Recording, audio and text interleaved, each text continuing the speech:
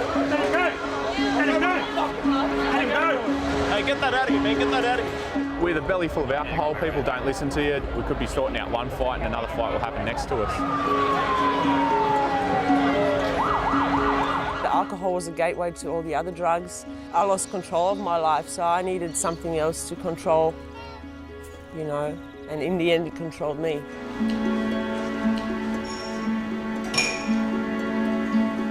We don't do anything without alcohol. We celebrate, we commiserate, we marry, we have a funeral. You know, everything we do is alcohol entrenched.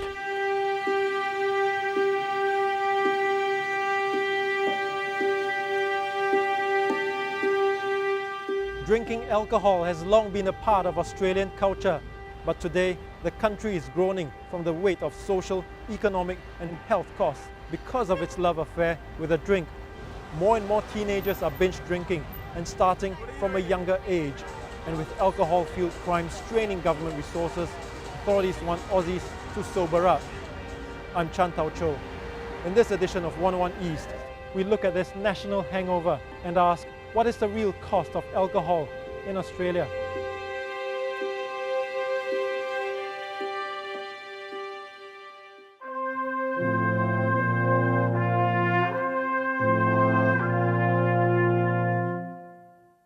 Australia was a colony which was a convict colony, and rum, which is a form of alcohol, became the way in which the soldiers and people were paid in those days.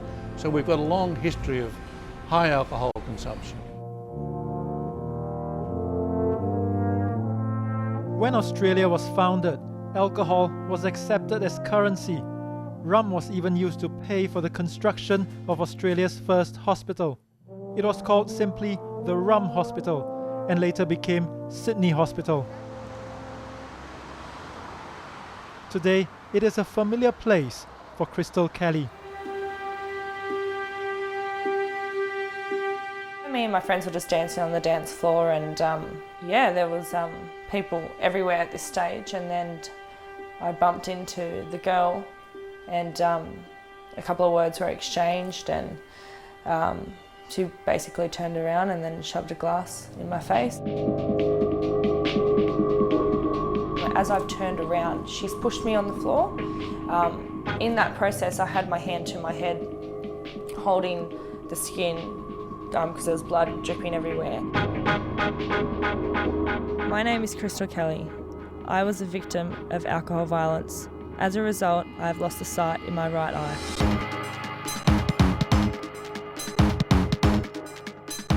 That was in 2007. KRYSTLE still visits Sydney Hospital regularly for follow-up treatments, and it has affected her daily life. I've had 15 operations. From the initial incident to how I look now has changed dramatically, and I never thought that I would look like this again. I think I've had 4 lots of plastic surgery now. I've had the eye removed. Obviously, it will never be the same. It's like breaking a vase and putting it back together.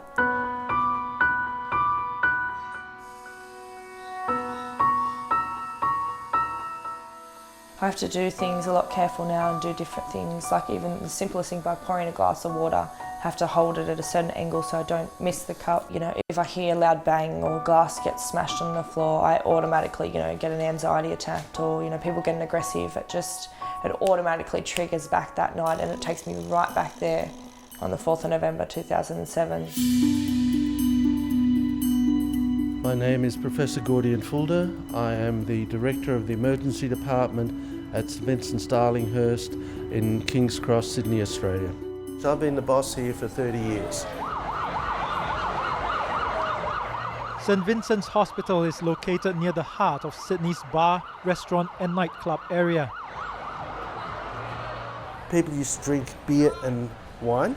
What's changed now, we've moved to spirits and mixers. Things, in other words, it's lolly water, very easy to drink lots of. A stone's throw away, King's Cross is a famous red light district that peaks on weekends. The constant flow of alcohol keeps paramedics busy, and that's a problem across the country.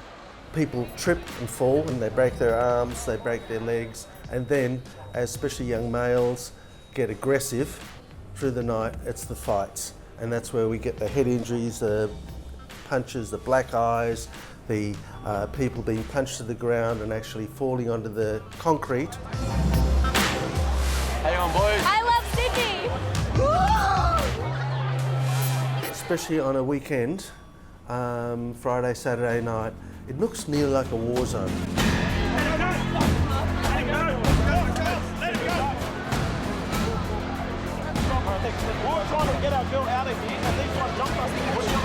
The average 15-year-old Australian, especially male, but also female, will have got drunk. And turning up in the emergency department? Of course. You get gorgeous young teenage girls with pretty dresses with vomit all over them. And I'm only 15. What are you doing here? I've had a psychiatrist since I was 14. I mean, I'm only 17 now. Oh my God. I'll be 18 in a year, like, you know. Can I sign the camera? So you're all underaged? We're all underage, but don't tell anyone. I wrote my name, this might take. Oh!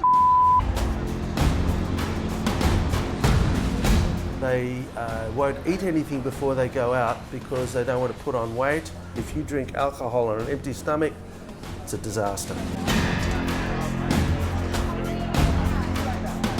I just stacked it, like right now. Just before you guys actually saw me on camera, I stacked it on the road, on my face. People should not be able to walk off the street and have free availability of alcohol 24/7. Before 3 o'clock, yes, people get hurt. After 3 o'clock, we get the really bad injuries.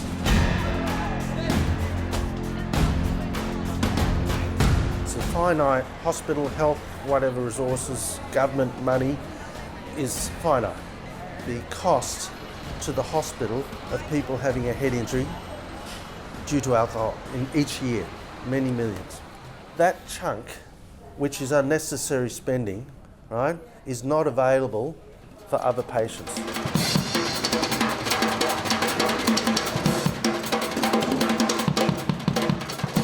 The figures are staggering. The estimated economic cost of alcohol misuse in Australia is $26 billion a year. This includes medical expenses and loss of wages and productivity. Each year, nearly 70,000 Australians are victims of alcohol-related assaults. We are reaching the time of the night when things start to get ugly. Bars in other parts of Sydney are beginning to shut, and those who want to keep drinking will spill over to this part of town.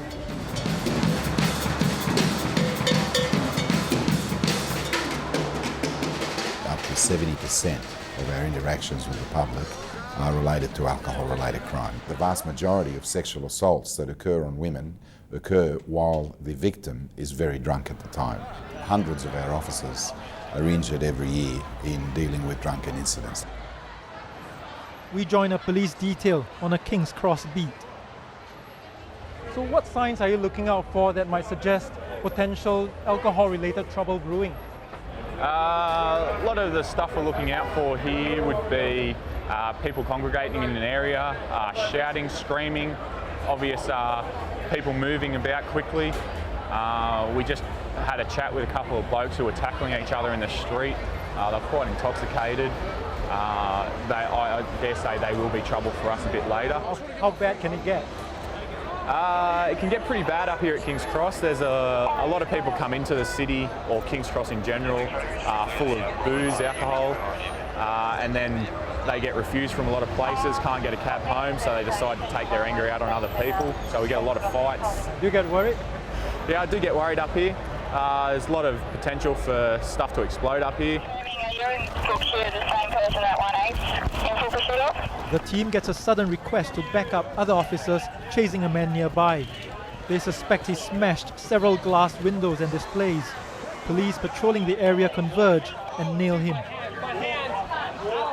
People need to accept responsibility for themselves.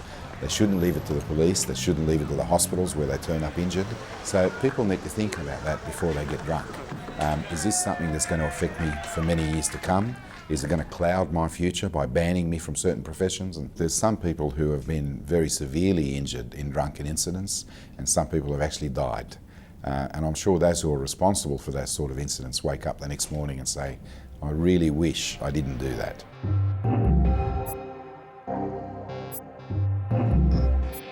Just regret doing it. When I think back, wish that I never done it. My name's Taylor. I'm 17 years old and I started drinking when I was 14. Taylor has been arrested more than 10 times for alcohol-related crimes. The juvenile court put him under a rehabilitation program for teenagers with serious drug and alcohol problems. It's run by the local NGO, NOFFS Foundation. They request that we conceal the residents' identities. I drink till I can't drink anymore. Probably drink 24 drinks a night, more than 24. Started to fight when I was drinking, fight people and rob people on the street and that. Did anyone ever get hurt? Injuries, they were pretty bad, all bleeding and that, broken noses, bleeding mouths. How did drinking affect your behaviour? Even when I was not drunk, I was pretty violent. And then when I was drunk, it just triggered it. It made me even more violent. I just wanted to fight people. So how did you get started with alcohol? Seeing all my family drinking that, all my cousins, my relatives. I screw up around it, so I thought it was alright. Experts say those with drinking problems often find it leads to drug abuse. My name is KIERAN Palmer. I work as a clinical manager and psychologist for the NOFFS Foundation. We work with the most at-risk clients out there. Also, even if they present with, say, a cannabis dependency or a methamphetamine or ecstasy dependency, alcohol's generally always there in the background. 17-year-old Raymond started drinking when he was 13 and became hooked on drugs as well. He's near the end of a 3-month stint in rehab. From drinking and drugs, from doing all robberies and that when I'm drunk. Next day I'll end up in the police station or in the boys' home. No, just keep thinking to myself, how did I get here? What did I do? If we've got young people exhibiting a problematic kind of behaviour, we'll actually get the whole community involved and try to get their peers in the community to actually name and confront this behaviour in a way of actually trying to modify it. So the community serves as a really powerful therapeutic tool in itself. I feel when it helped me feel better. If I do something, that would just help me to do it correctly. So that if I was on somewhere else, they'd judge me, trying to, just keep judging me. Counsellors for Raymond's PALM program emphasise routine as a key part of the rehab. For example, writing a daily journal. I'm writing about what I'm going to do after I finish PALM, how I'm going to cope with drugs and alcohol. Yeah, it's what I'm going to do on the outside with my life. I'm going to start playing footy, keep going to the gym, meet new people on the outside instead of the people who use.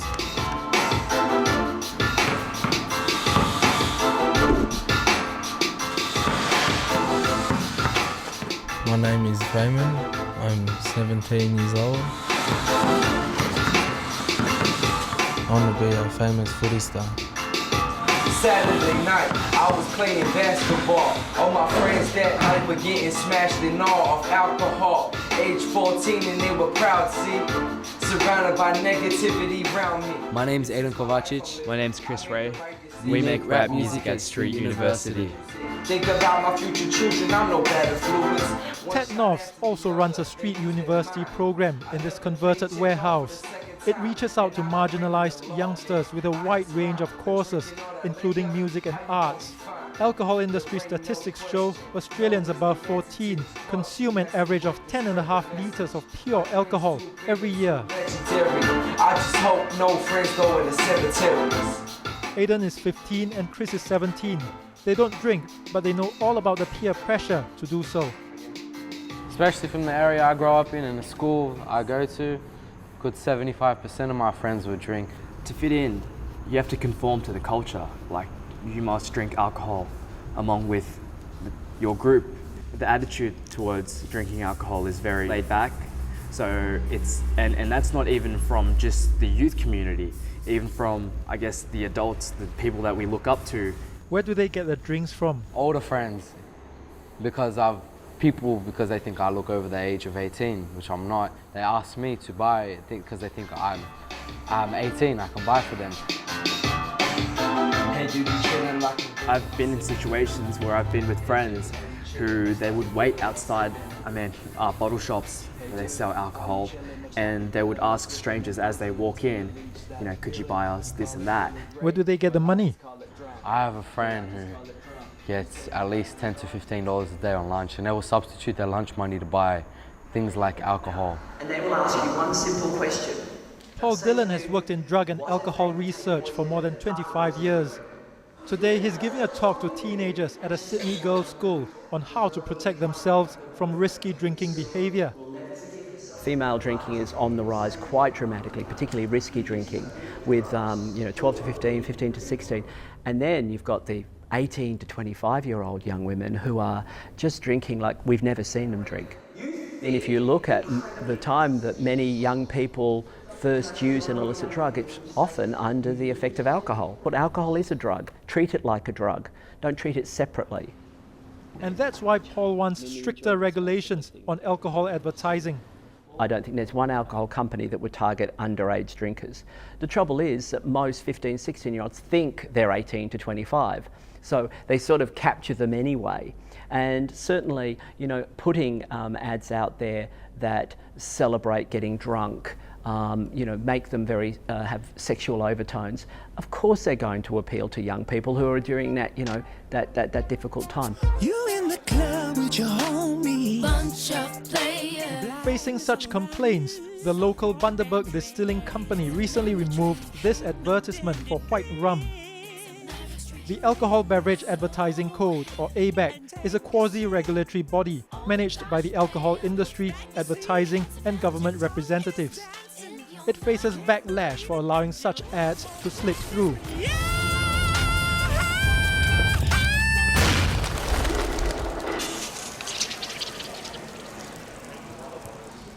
But Stephen RIDEN disagrees with the critics of alcohol advertising.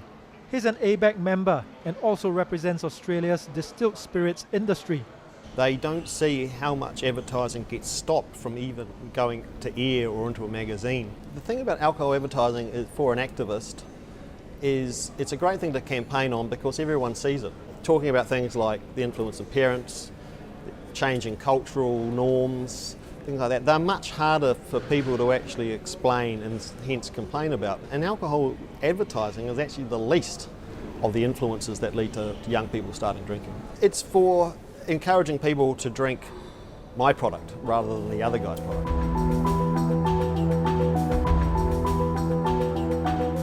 I love it when the alcohol industry says, advertising doesn't sell more alcohol. Well, if it doesn't, why do they do it? Realistically, that's the most ridiculous argument. So hepatitis C damages the liver. What's not arguable is the harm of alcohol addiction. Professor Ian Webster is a senior figure in Australia's public health sector. He's speaking to Murray McFadden, a former alcoholic. These days, he helps Professor Webster provide support for street alcoholics. It can damage people biologically, and it can damage almost every organ of the body. It affects the liver with liver cirrhosis. It affects the brain, both in young people at the early stages of their development, but at a later stage with atrophy and dementia. It affects the skin, it affects the blood, it affects the gastrointestinal tract. It's a high risk for cancer. Professor Webster wants stricter laws so that Australians drink less alcohol. And how do we do that? One way is we increase the price of alcohol, and that's a special form of taxation. The second thing we want to do is to decrease the hours of availability of alcohol.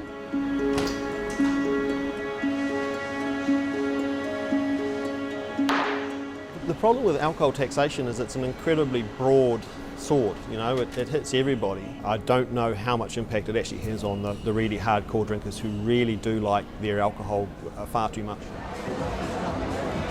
The state government also believes enforcing earlier closing hours is ineffective.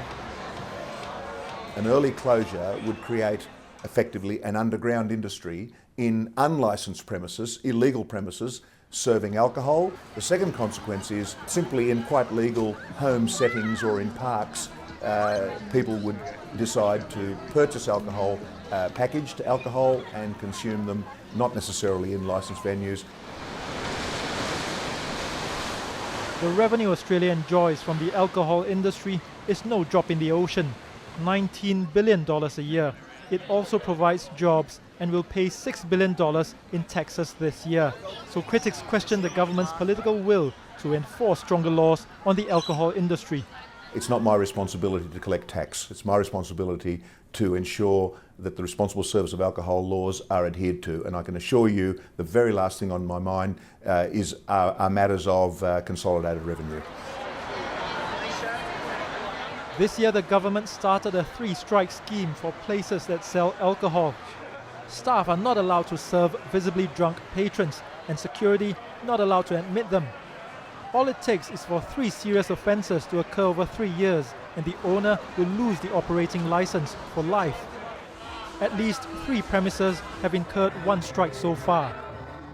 So they need to count drinks, they need to be conscious of who is coming to the bar and who is not.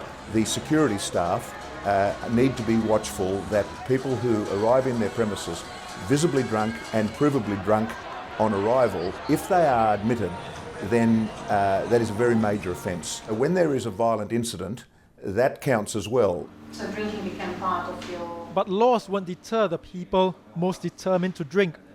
We meet AGGIE LIGENZA in ODYSSEY House, a non-profit organisation that offers drug and alcohol rehab programs.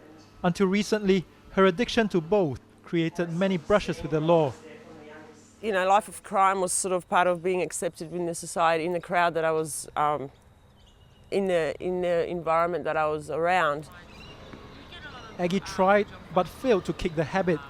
Finally, when she realised her children were suffering as well, she checked herself into ODYSSEY House in October 2010. I found I could not connect with my children on any, emotional, psychological level. They couldn't trust me to feel safe around me. Especially my older child, she had fear of me. She couldn't come to me with things that bothered her. I've reached a breaking point where I knew I had to do this. AGGIE is near the end of her time at the centre, where residents also take on daily duties to run it. As a single mother, she entered the kids in a parents and children's program. In most cases, those people who are alcohol dependent have a major impact on other people in their lives. Children who come into the program, usually the first couple of days, they kind of look around to see what's going on. And then the first thing that you observe about them is the fact that they realize that nobody can hit them. The Parents and Children's Program consequently observes the children. They try to assist the children through play therapy and other means of expression. The program has paid off for AGGIE.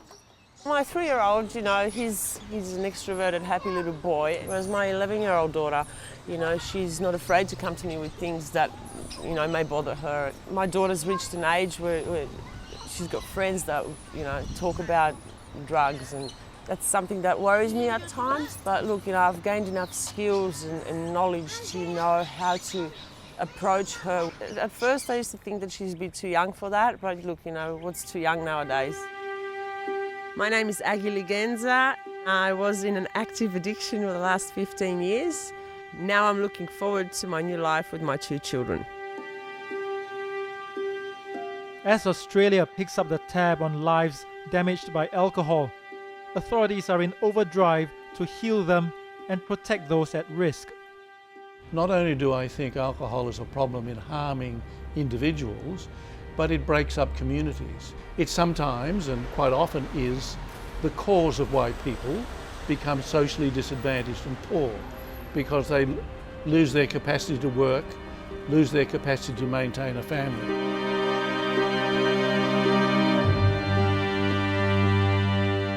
Experts say Australians are drinking too young, too much, too fast.